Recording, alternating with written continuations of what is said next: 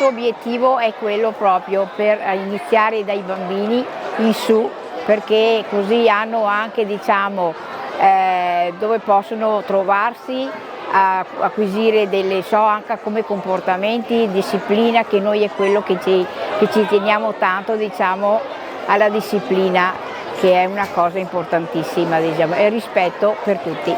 È tutto da decifrare, perché quest'anno è stato cambiato diversi giocatori, diciamo, è una rosa, diciamo, di tutti i giovani quest'anno.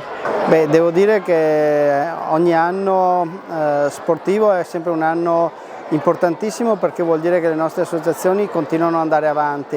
Il Calcio Carini Pivigina oggi presenta questo anno sportivo, lo presenta qui allo stadio comunale con la presenza delle squadre, dei nuovi allenatori. È una tradizione, una delle società più antiche della nostra città, una società che ha portato a casa grandissimi risultati nel tempo, e noi confidiamo sempre che attraverso lo sport, attraverso la cultura, le persone possano crescere, soprattutto i nostri giovani.